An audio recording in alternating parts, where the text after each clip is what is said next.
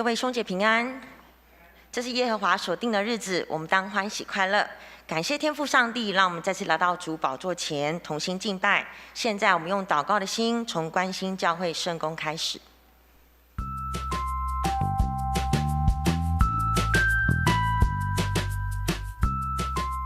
各位弟兄姐妹平安，让我们一起来关心教会事工。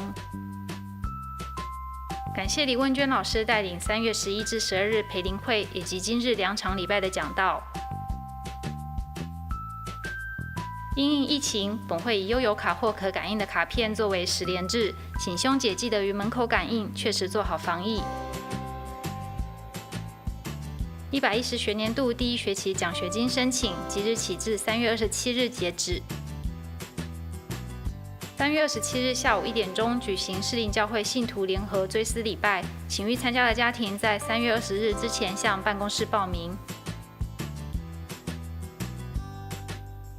本户会将于5月8日前往宜兰传统艺术中心举办母亲节野外礼拜，即日起开始报名，活动详情请扫描 QR Code。为响应环保，凡用网络报名的每人可以折抵50元。教育馆5楼史料图书室欢迎兄姐前往阅览使用，图书室的书本欢迎借阅。4月3号及4号，少年团契前往清境农场举办生活营，今日截止报名。3月19号，青年团契前往天母古道踏青，如欲参加者请向会长陈以琳报名。欢迎兄姐利用汇款或是定期转账的方式参与奉献。另外，为了环保的关系，本会有申请所得税电子化作业，相关授权申请方法，请前往招待桌或办公室了解。龚真如执事的母亲龚侯阿绵姐于3月6日安息，3月15日于高雄举办告别式，愿主安慰家族。请持续为身体欠安的弟兄姐妹代祷，愿上帝安慰与医治。好，再次提醒各位兄姐，有关于母亲节野外礼拜，今天开始可以进行网络报名。有需要的兄姐可以于第1场礼拜结束后，至招待处那个地方，有同工可以协助各位报名。感谢主将生命的话语赐给我们。今天的金句，我们一起来读2次，请。哥林多后书4章18节，因为我们不是顾念看得见的，而是顾念看不见的。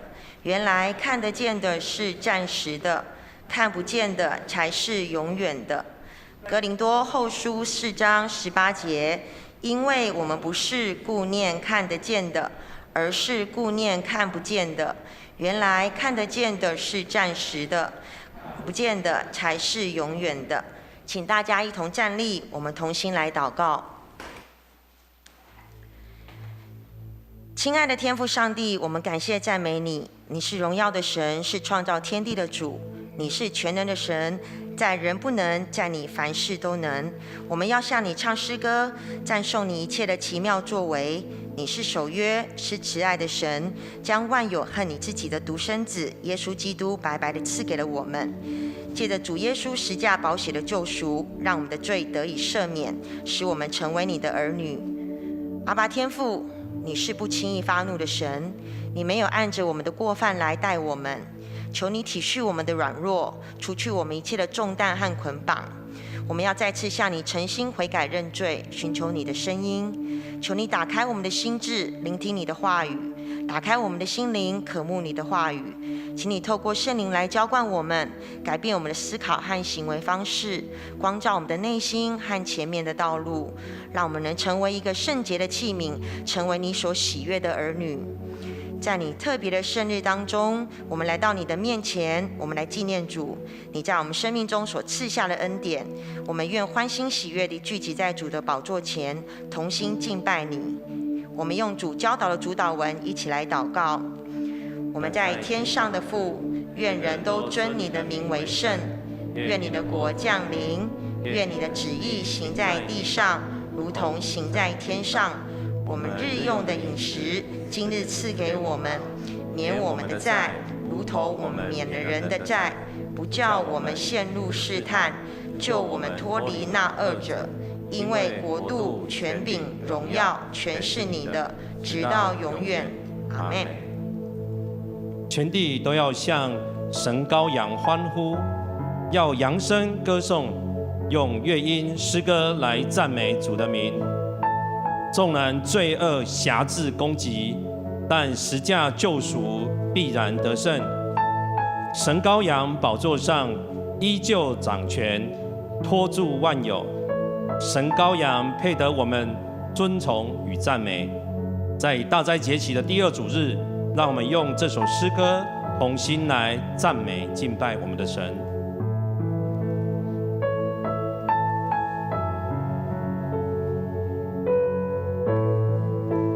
感谢你的十字架，感谢你付上代价，担当我罪和羞愧，使我完全，赐下奇妙恩典。感谢你无比大爱，感谢你定恒双手，宝血洗净我污秽，使我了解你全能挽回赦免。神羔羊配得，坐在宝座上，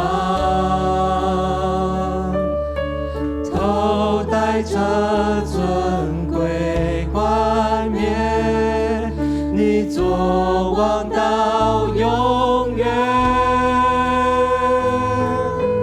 来尊崇赞美耶稣生儿子，从天降下被钉十架，神羔羊配得，神羔羊配得。你的十字架，感谢你付上代价，担当我罪和羞愧，使我完全，赐下奇妙恩典。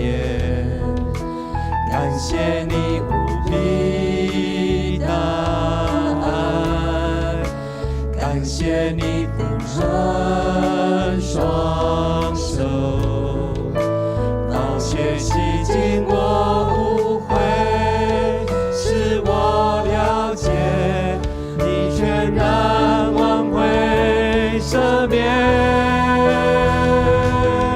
神羔羊配得，坐在宝座上，头戴着尊贵冠冕，你作王到永远，来尊崇赞美耶稣生儿子，从天降下被钉十架，神羔羊配得，神羔羊配得，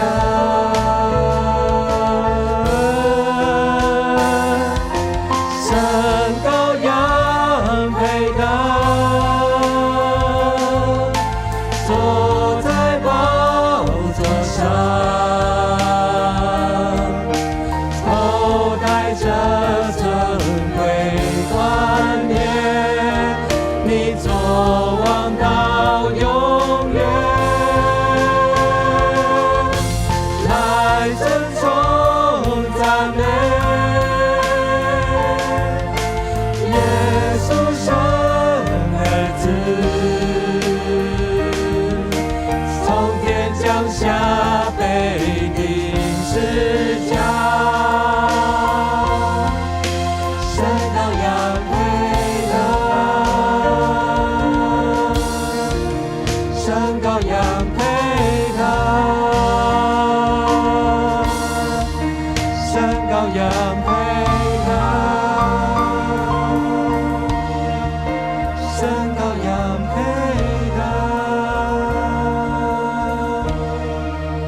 神羔羊配得，神羔羊配得。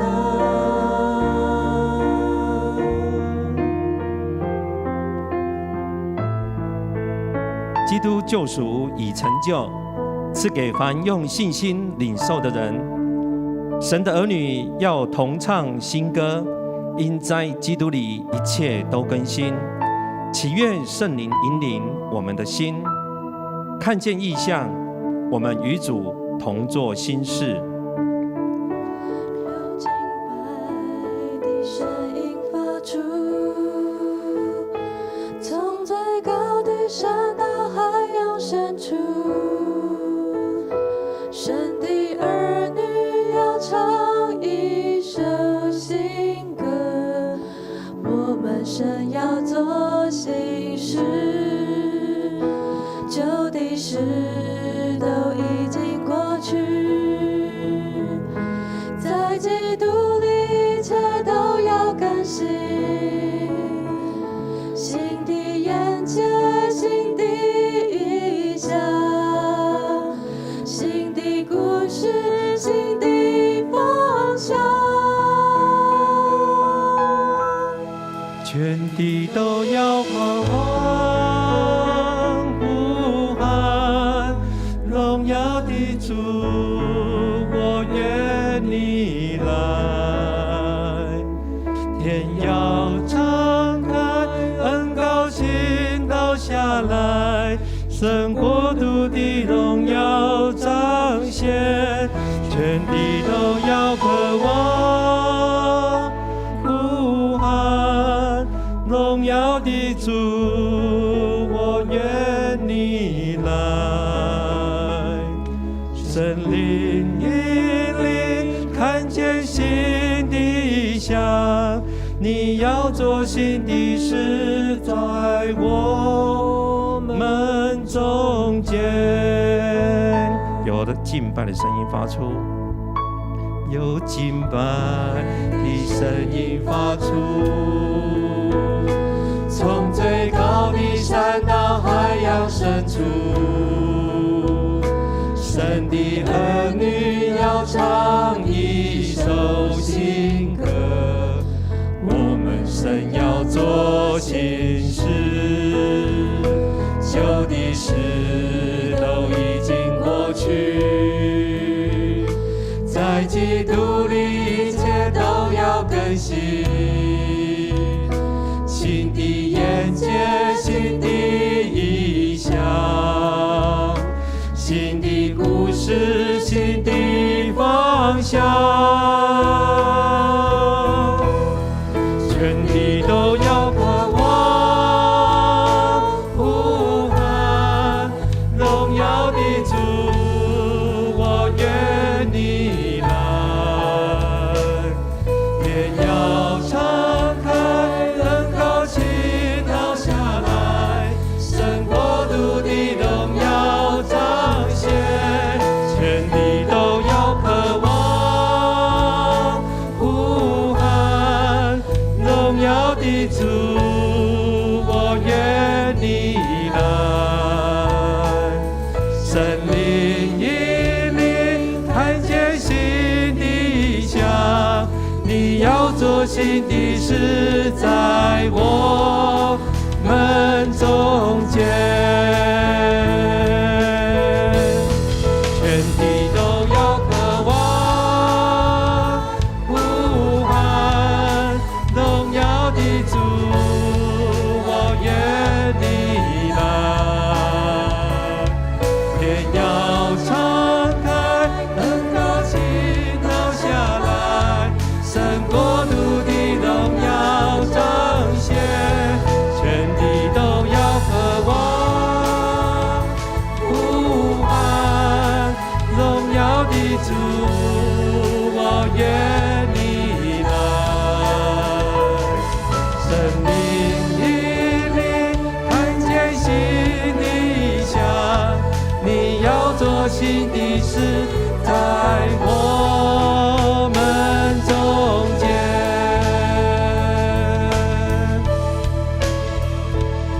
神神灵引领，看见新的意象。你要做新的事，在我们中间。是的，亲爱的主，我们感谢赞美你。你要在我们的生命中间做新的事，你要在你的教会，在今天这个世代要做新的事，让人的心灵眼界能够打开，让我们能够看到主你在我们每一个人在教会中间所放的盼望是什么。我们这样感谢祷告，奉耶稣基督圣名，阿们。弟兄姐妹，大家请坐。我们再次欢迎大家回到上帝的家，我们一起来敬拜，特别是感谢主，在我们教会生日，我们士林长老教会的生日是3月9号。3月9号刚刚过去，3月9号也是在150年前，马偕牧师他来到淡水，从淡水进入北台湾来宣扬耶稣基督福音开始的时刻。所以我们在教会生日的时候，我们有培灵会，感谢主上帝，让我们从礼拜5、礼拜6到今天早上的主日礼拜，我们能够领受从台湾神学院老师文娟老师所带给我们的信息。特别在这个地方，我要介绍我们的朋友，有一位林文馨姐妹哈，请起立，让我们拍手欢迎。好，我们欢迎你。好，欢迎你，谢谢，请坐。一次欢迎，盼望你自己能够回到家一起来敬拜哈，欢迎你。那第二位是辅仁大学的陈伟欣姐妹吗？陈伟欣，来，啊，欢迎你，陈伟欣同学，欢迎哈，谢谢，谢谢主带领。另外一位是易景老师的孩子吗？泰华，哦，泰华，请起立，我们拍手欢迎哈，欢迎。在教会里面哈，我当下有人讲无大无小哈，大家都是弟兄姐妹，所以来到这个地方，我们就可以一起经过大家彼此的带导扶持，也借着敬拜，我们能够更摸着天父上帝在我们每个人的心里面极大的一个心意。所以我们今天要领受上帝的话语，我们先请我们的执事美惠老师、美惠执事来带领我们来宣读今天的经文。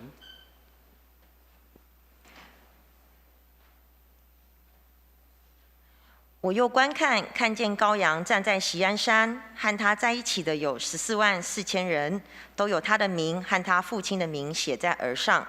我听见从天上有声音，像众水的声音和大雷的声音。我所听见的声音，好像琴师所弹的琴声。他们在宝座前和在释活物及众长老前唱新歌，除了从地上买来的那144000人以外，没有人能学这歌。这些人未曾沾染妇女，他们原是同生。羔羊无论往哪里去，他们都跟随他。他们是从人间买来的，作为初熟的果子，归给上帝和羔羊。在他们口中找不出谎言，他们是没有瑕疵的。我又看见另一位天使在空中飞翔，有永远的福音要传给住在地上的人，就是各邦国、各支派、各语言、各民族。他大声说，要敬畏上帝，把荣耀归给他，因为他施行审判的时候已经到了，要敬拜那创造天地海和水源的主。请台湾神学院助理教授林问娟老师证道，题目是荣耀高唱羔羊的歌。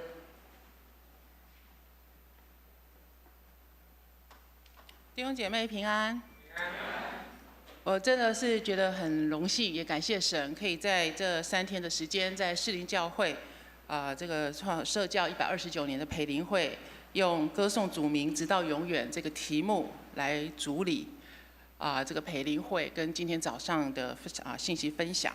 会选这个主题呢，是因为在教会的传统中，唱诗歌一直都是一个很重要的操练，但是我们其实平常敬拜的时候比较少听到要如何来唱诗歌这样一个主题，所以我想要在这样的一个机会里面来提醒大家，也跟大家一起来思考，我们在每个主日或者每次聚会的时候唱诗歌，到底要怎么样子去唱这样的要怎么样子来操练。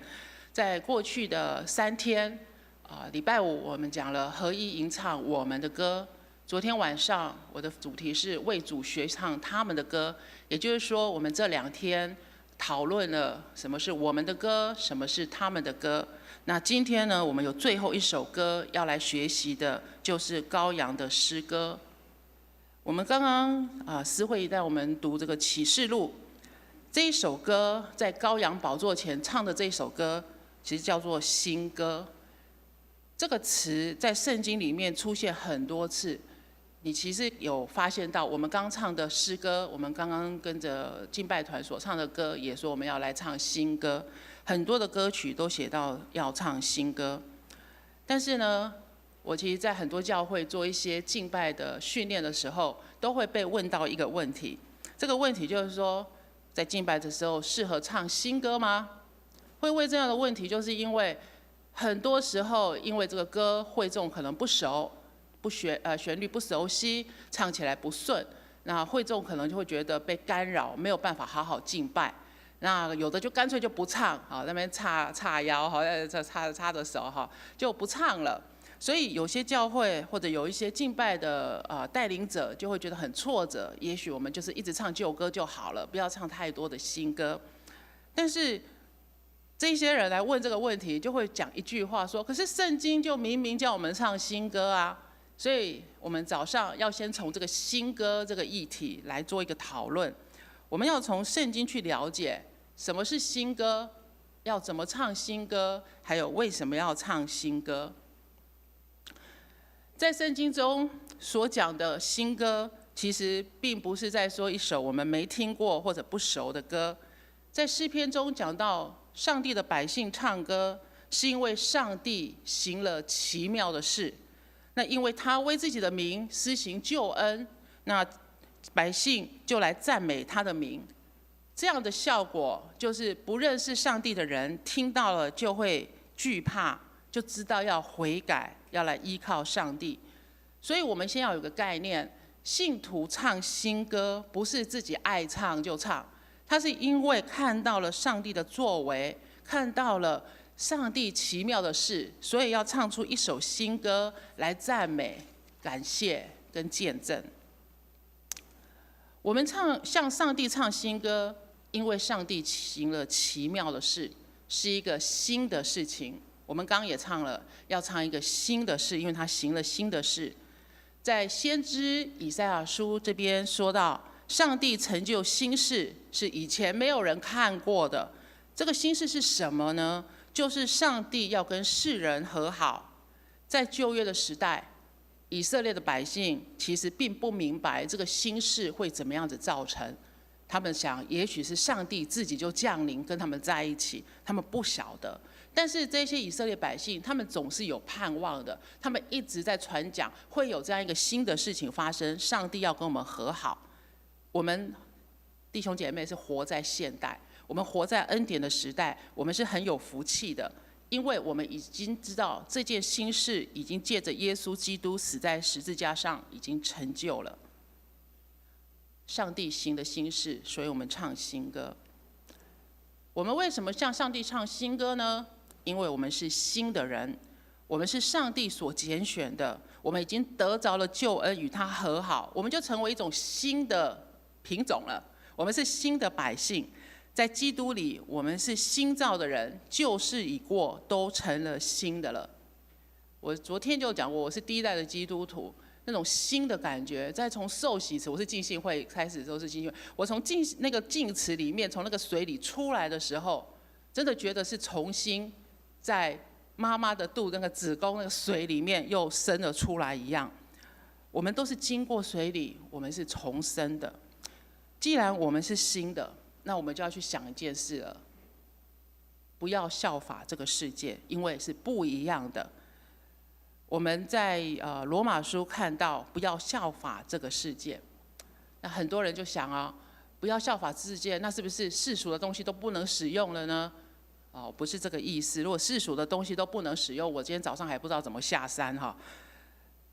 并不是我们不能使用这个世俗的东西。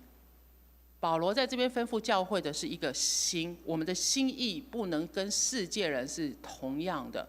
我们对于事情的看法是不同样的。我们必须摸着上帝的心意，我们必须明白什么是神善良、纯全、可喜悦的旨意。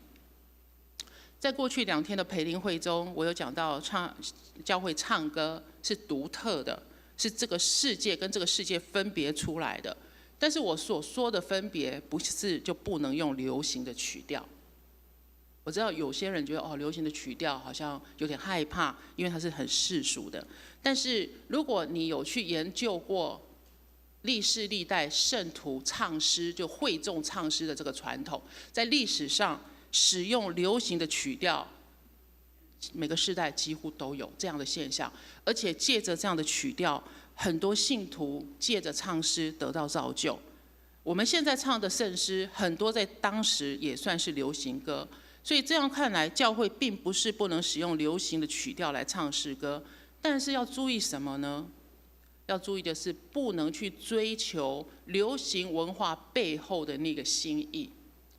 我之前在高雄的一个神学院教书，我有个学生有一天跑来跟我说，他年纪比较大，有个女儿已经念大学了。他跟我说，他的女儿来台北念书，已经找着教会了。我就问他说，那是去哪一间教会聚会呢？他说去周杰伦的教会。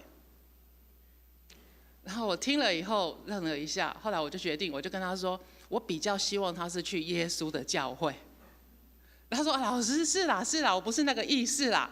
好，这是一个神学生，这种对话我们应该蛮常见的。但是这个对话是给我们有一个警告，因为世上的人他是追求名的，我们对名人特别有兴趣。台湾那个华人间名人文化是非常有用的，登高一呼就可以业配嘛，有很多事情可以做。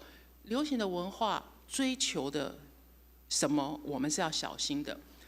这个文化要的是出名，要的是得着别人的称赞，要的是照自己想要做的，只要我喜欢，什么都可以做的。这些跟上帝的心意是否有相通，我们就要非常小心的去查验。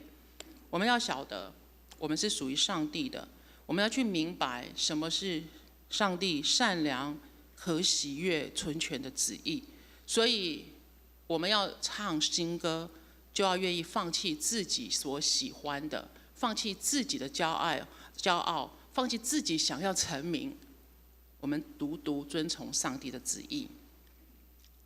我们一旦确定了所唱的歌是合乎上帝的旨意的时候，我们就可以用各样的智慧，用各样的方式，像保罗所说的，用诗章、颂词、灵歌，这些指的不是要唱哪一种歌，这边所指的是方法，是方式去或者一种曲调的模式，要用这些方式来对着神唱新歌，使基督的道理可以丰丰富富的存在我们的心里，使我们可以跟弟兄姐妹一起去歌颂，一起歌颂上帝。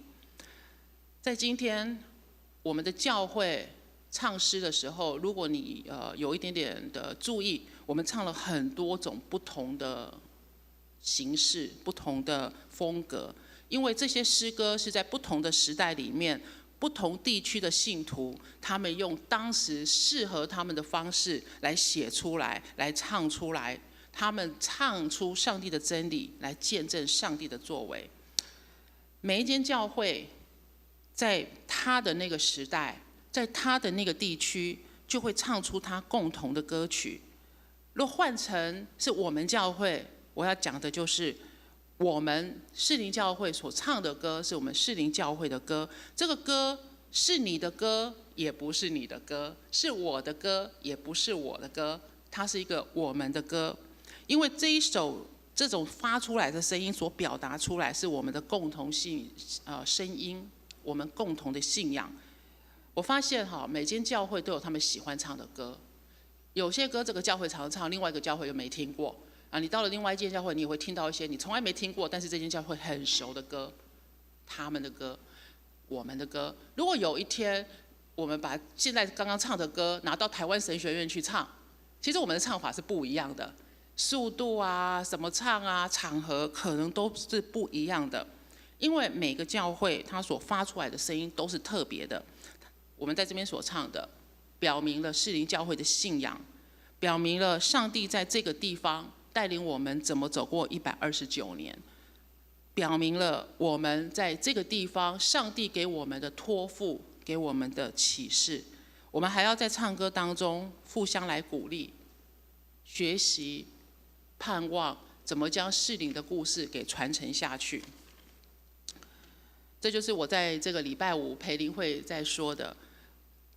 保罗他教我们要唱我们的歌，在唱歌的时候要互相彼此的教导，互相劝诫，心被恩感，歌颂上帝。所以我们在聚会的时候要唱歌，就要大家很出力的唱。我真的盼望这个培灵会过后，还有今天讲到过后，如果你只能记住一件事，什么都忘光了，就只能记住一件事，这件事情要记住，你唱歌要用力。为什么这样讲？唱歌不能是被动的，唱歌要思考，要出力。一首诗歌要真正成为你的歌，成为我们的歌，就要靠每一个弟兄姐妹都能够出力，能够同声的把上帝的真理、救恩吃进去，唱出来。如果你有注意我们刚刚唱了什么，然后等一下回应诗歌唱了什么，我们最后的殿乐唱了什么，我这篇倒不用讲了。如果你有去注意到我们唱了什么，如果这一些歌曲都吃进去了，变成你实际上的祷告，你实际上的信念，你真正跟上帝说的话，也真正从上帝那边领受的话，我这篇话真的不用讲了。我们礼拜天聚会的时候唱诗歌，有时候就把它浪费掉了，因为我们就这样把它有口无心的让它过去。会众唱诗自古以来都是一个很重要的操练，为了让神的道理存在我们的心中。我们在聚会的时候读经、祷告、唱诗歌、听教训，一起共同宣读我们的信仰、信经。在台语堂我们读使徒信经，这所有的活动都是为了来兼顾我们的信仰，不要浪费掉任何一个环节。每一个人要大声的唱，会唱的大声唱，帮助旁边的人唱。不太会唱这首歌，太新了，不会唱，小声的跟着唱。不敢唱的在心里唱。你总是能够把这些信息好好的吃进去。唱新歌是为了见证上帝的大能。我们刚刚有读到，上帝的百姓要唱新歌。上帝的百姓因为要赞美上帝，这样子的话，许多人看见害怕了，就来依靠耶和华。使徒行传第2章36到39节讲到，在圣灵降临后，彼得他讲了一篇道，很多人听了以后就扎心，扎心以后就来问彼得：我们该怎么办呢？结果彼得就告诉这些人：你们要还回，要信耶稣，要接受洗礼，你们的罪会得到赦免，你们会受到圣灵的赏赐。彼得接下来强调说，这个赏赐不是单单给你们的，还是给你们的儿女的。我们在这边所做的一切是要给我们的儿女的。也许我们的儿女、我们的子孙跟我们唱的歌是不太一样的，因为每个时代有他们的声音，可是那个内容是一样的，只是用一个不同的方式去把它唱出来。我们把我们的歌传给我们的儿女吗？或是反过来问，我们的儿女唱我们的歌吗？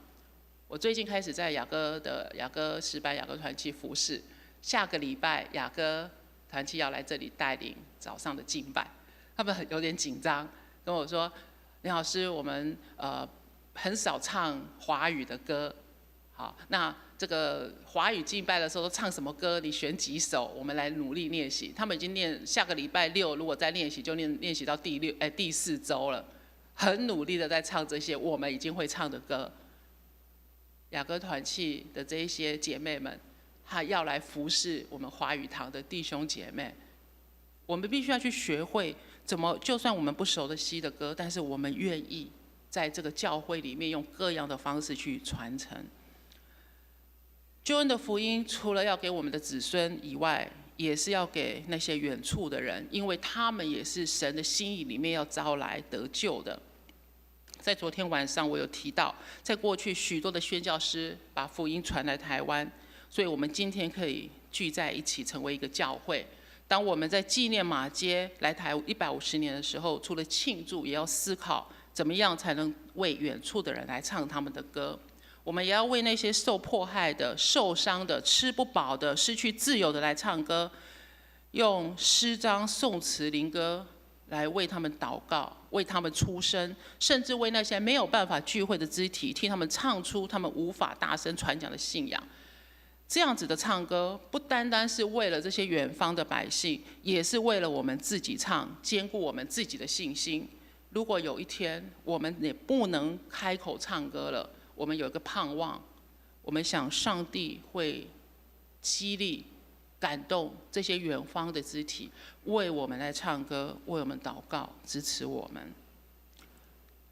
在圣经中，我们要向上帝唱新歌，还有一个最重要的原因，是因为主耶稣基督要做全地的王。在古代，新王登基的时候唱新歌，是一个庆祝，一个见证。圣经告诉我们，耶稣就要来了，他来要审判全地，要做王到永远。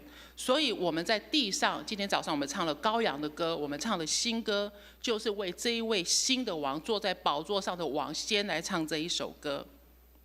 好，讲到现在，我要来回答昨天晚上我丢给大家最后的那个问题。那我们明白这些事了，唱这些歌到底有什么用？我发现台湾人很喜欢问问题，就是说做这些事有什么用？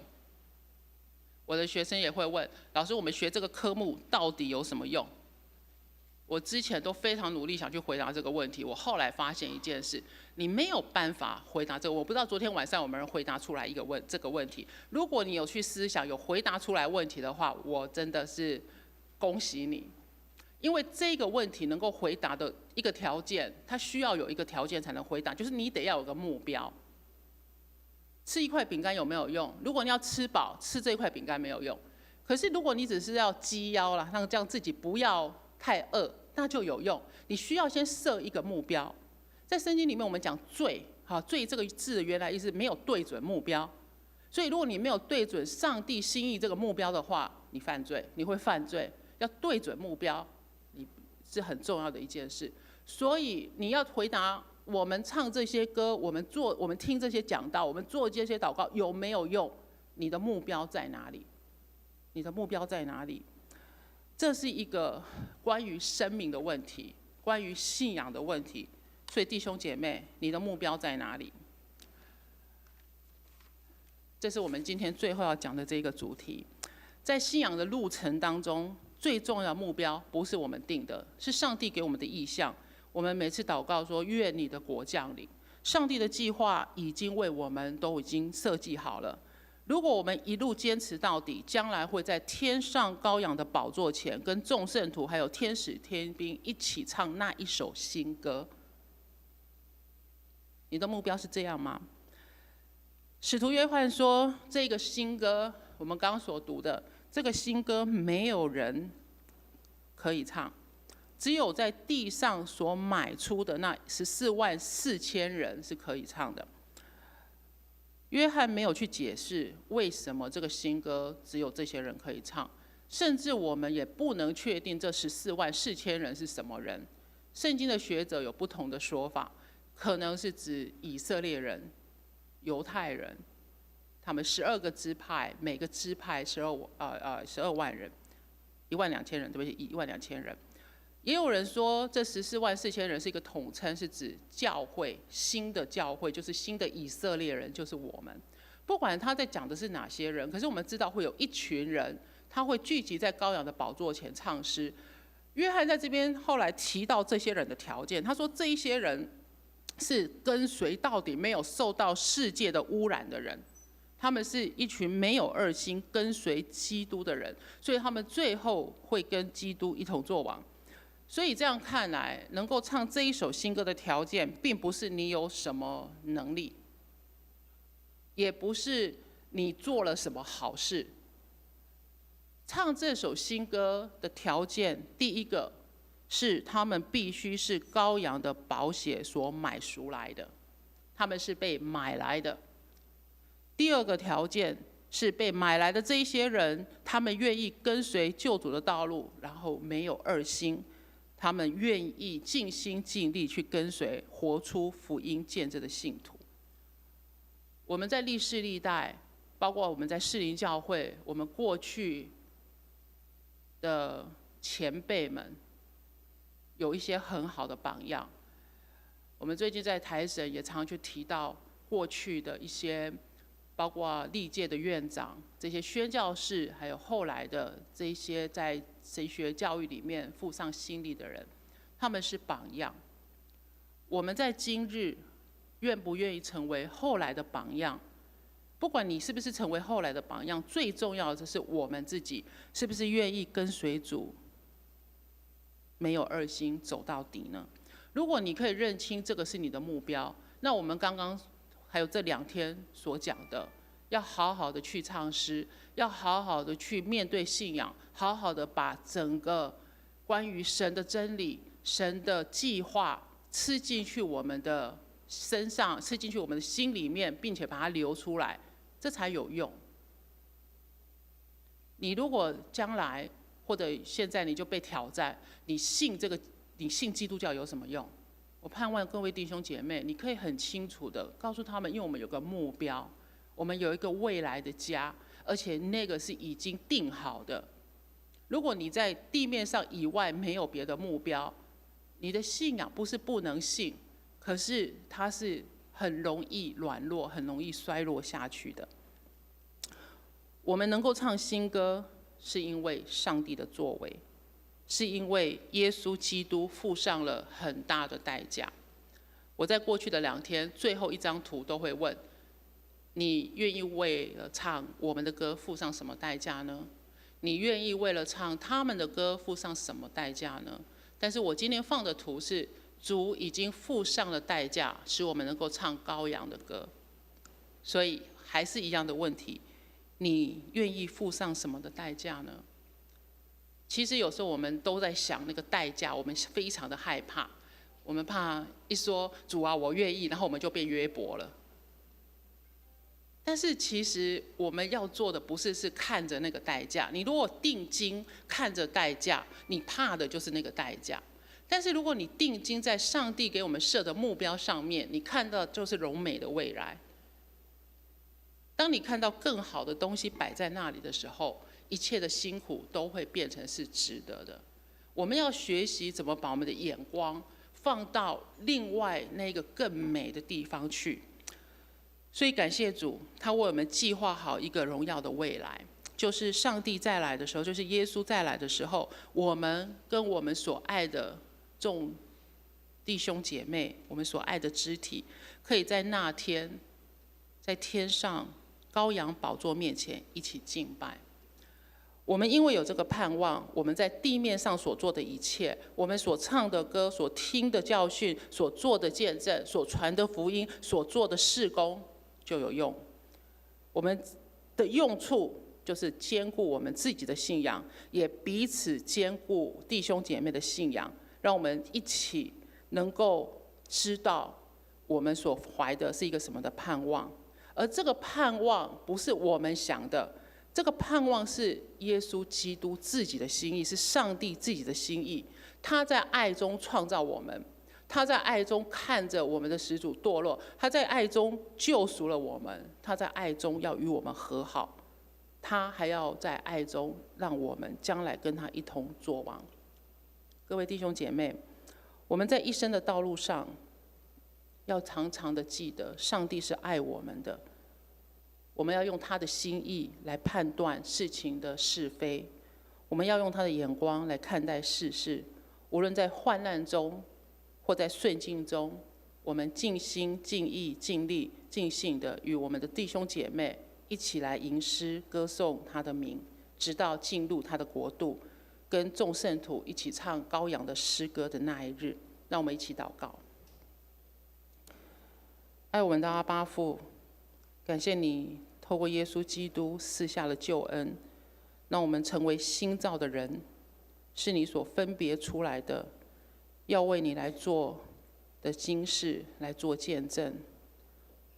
盼望你的灵赐下我们智慧，有你的眼光来看待我们的日子，并且要将你丰丰富富的道理讲出来、唱出来，彼此教导，彼此相劝，让世人能够听到。愿你的国早日降临。愿我们众弟兄姐妹在那日可以聚集在你的宝座前，对你发出赞美的声，唱出你荣耀的诗歌。奉主耶稣基督的名，阿们。阿们。弟兄姐妹，我们用这首诗歌《眼光》一同来回应今天的信息。我们请起立。不管天有多黑，星星还在夜里闪亮。不管夜有多长，黎明早已在那头盼望。不管山有多高，星星一个把它踏在脚下。不管路有多远，心中有爱仍然可以走到云端。不管天有多黑，不管天有多黑，星星还在夜里闪亮。不管夜有多长，黎明早已在那头盼望。不管山有多高，星星第一个把它踏在脚下。不管路有多远，心中有爱仍然可以走到云端。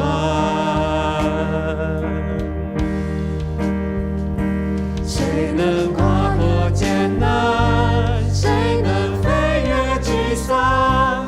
谁能看见前面有梦可想？上帝的心看见希望，你的心里要有眼光。谁能跨过艰难？谁能飞越沮丧？谁能看见前面有梦可想？上帝的心看见希望，你的心里要有眼光。哦，你的心里要有眼光。上帝的心看见希望，你的心里要有眼光。哦，你的心里要有眼光。请坐。请大家用感恩的心来奉献，奉献后请牧师祝祷。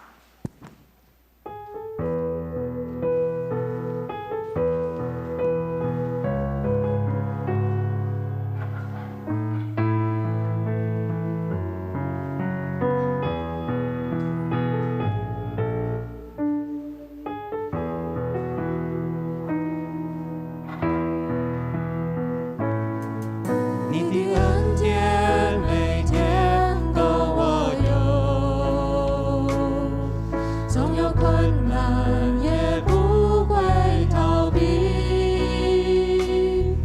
有你与我一起，我还惧怕什么？赐我勇气，去改变自己。哦，耶稣，耶稣。耶稣，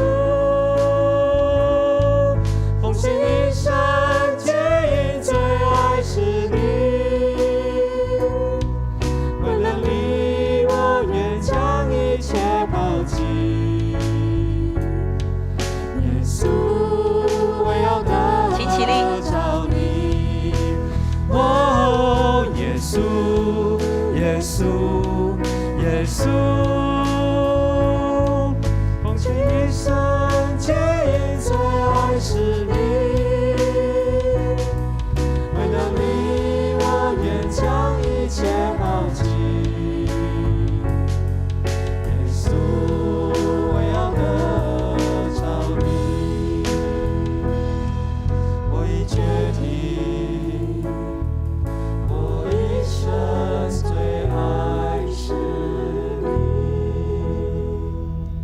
亲爱的天父上帝，我们感谢你，因为你借着主耶稣基督，已经让我们的生命有新的眼光，也借着主耶稣基督，要让我们能够唱出一首新的生命之歌。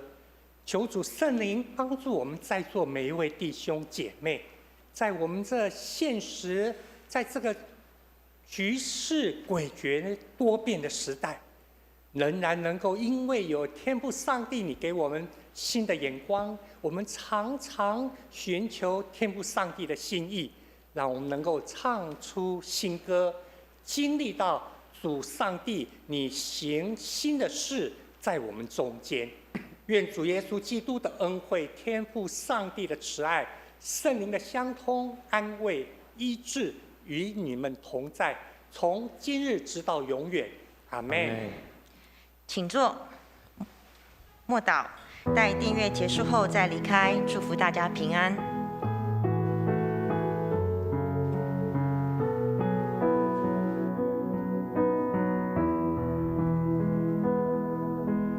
我的心为你歌唱，我的灵因你刚强，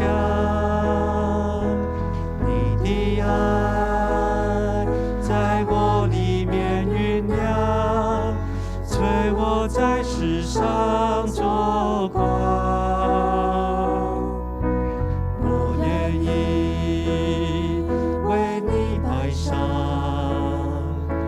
我愿意尊你为王，只叫我体贴你的心肠，忠心持守之前勇往，将我的眼光定睛在你的身上，即使我在惊涛骇浪之中，仍有信心和意向，将我的眼光定睛在你的身上，我一生要向着标杆直跑，直到终点得着奖赏。我一生要向着标杆直跑，直到终点得着奖赏。弟兄姐妹，我们聚会到此。